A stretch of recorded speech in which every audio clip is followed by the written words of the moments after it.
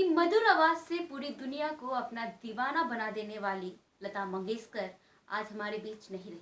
आज सुबह मुंबई में उनका निधन हो गया, जिसके बाद से ही देश में शोक की लहर है।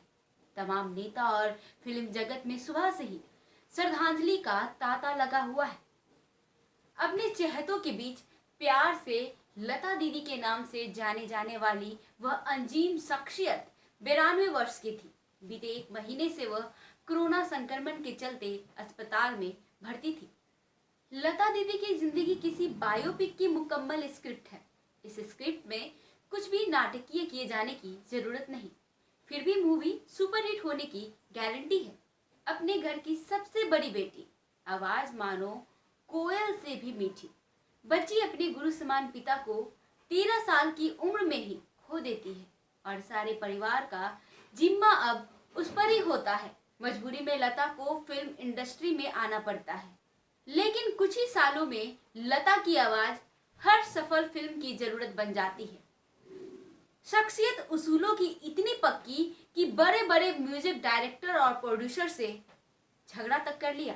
सिर्फ लता मंगेशकर नाम सुनते ही कानों को सुकून मिलता है, जुबान पर मिश्री चढ़ जाती है और दिल उनके गानों के बोल पर धड़कने लगता है।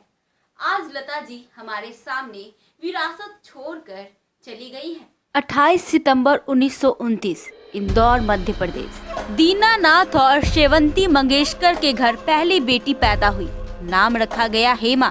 दीनानाथ गायक थे और मराठी ड्रामा कंपनी चलाते थे। नाटक भावबंधन में लतिका नाम के किरदार से दीनानाथ इतने प्रभावित हुए कि अपनी बेटी का नाम बदलकर लता रख दिया। 5 साल की उम्र तक लता अपने पिता के सामने गाने से बचती थी। एक दिन अचानक पिता ने लता को गाते हुए सुना और चौंक गए। उसी दिन उन्होंने तय कर लिया कि कल से मैं लता को गाना सिखाऊंगा।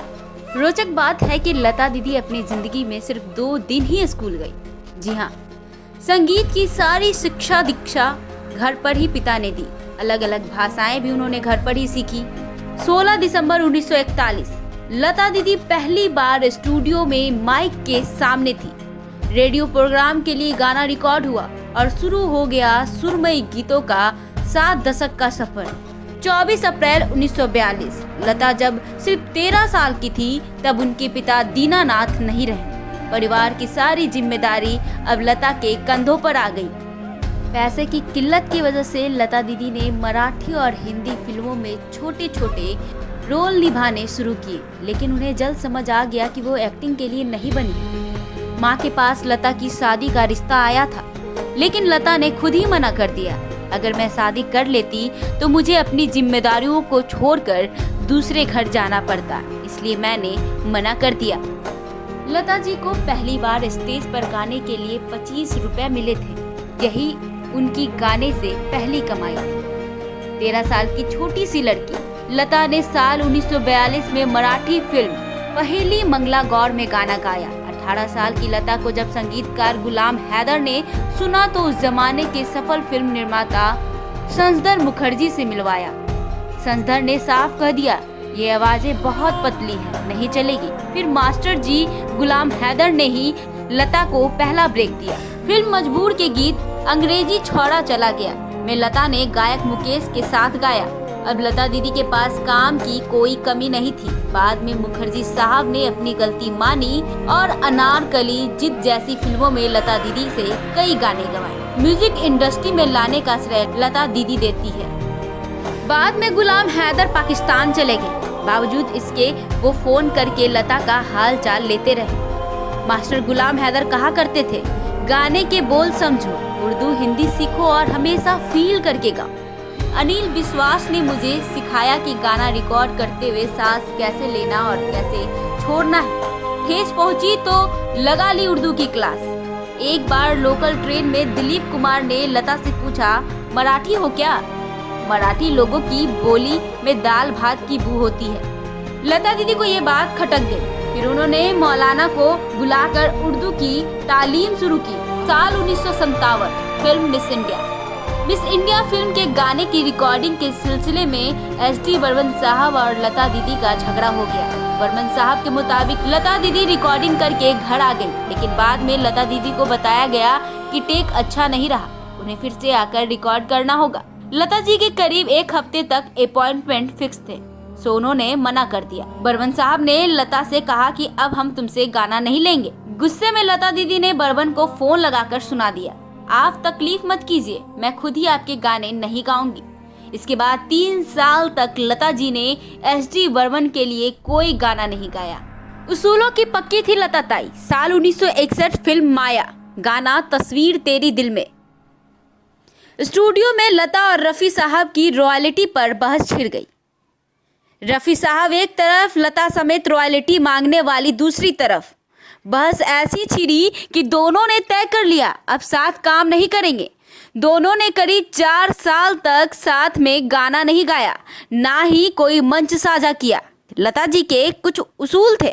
लता दीदी को द्व्यर्थी शब्दों के गानों में शामिल होना पसंद नहीं था। लता जी की इसी वजह से राइटर्स के साथ लड़ाई भी हो जाती। कई राइटर्स को लता दीदी की वजह से अपने गानों के शब्द बदलने पड़े। कई बार लता दीदी ने ही ऐसे गाने करने से मना कर दिया। वहीं राज कपूर को एक बार लता दीदी को घंटों मनाना पड़ा। फिल्म साल 1964 फिल्म संगम, गाना मैं का करूँ राम मुझे बुढ़ा मिल गया। शोमैन राज कपूर और लता जी की इस गाने पर खूब बहस हुई। राज कपूर ने लता जी को घंटों समझाया कि इसमें कुछ गलत नहीं है, तब जाकर बात बनी।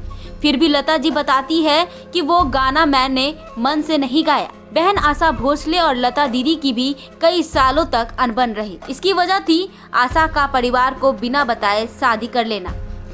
32 साल की उम्र में लता स्वर कोकिला बन चुकी थी।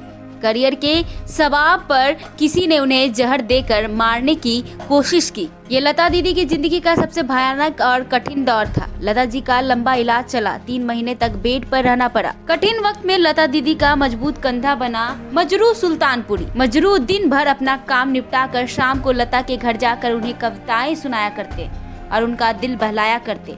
लता खुद कहती है, अगर मजरू साहब ना होते तो मैं उस मुश्किल वक्त से नहीं उबर पाती।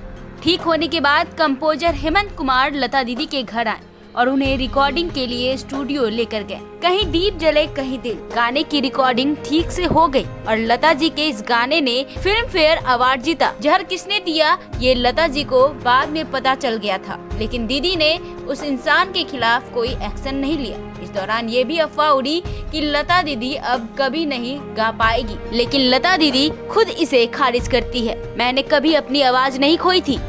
गाने की अपनी पहली फीस सिर्फ 25 रुपए पाने वाली लता 370 करोड़ रुपए की संपत्ति की मालकिन है। लता दीदी का आलीशान घर मुंबई के पडेर रोड स्थित प्रभा कुंज में है। लता अपने गाए हुए गाने की रॉयल्टी से हर महीने 40 लाख और सालाना 6 करोड़ रुपए कमाती थी। लता दीदी ने वादल, झांझर, कंचनगंगा और लेकिन जैसी फिल्में प्रोड्यूस भी की, लेकिन बतौर प्रोड्यूसर उनका काम अच्छा नहीं चला। सेलिब्रिटीज विज्ञापन से करोड़ों की कमाई करते हैं, लेकिन लता दीदी ने 1951 में सिर्फ 1 कप सिरप का ऐड किया।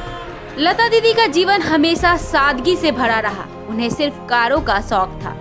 करियर की शुरुआत में पहली कार 8,000 रुपए में खरीदी। कामयाब होने के बाद मर्सिडीज गाड़ी खरीदी, फिर उसे क्रिसलर से रिप्लेस किया।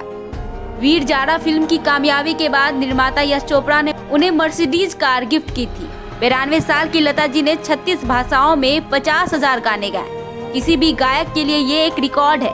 करीब 1,000 से ज्यादा फिल्मों में उन्होंने अपनी आवाज दी। तो दर्शकों, ये खबर आपको अच्छी लगी तो आप इसे लाइक करें, सब्सक्राइब करें, साथ ही बेल आइकन दबाना ना भूलें। धन्यवाद।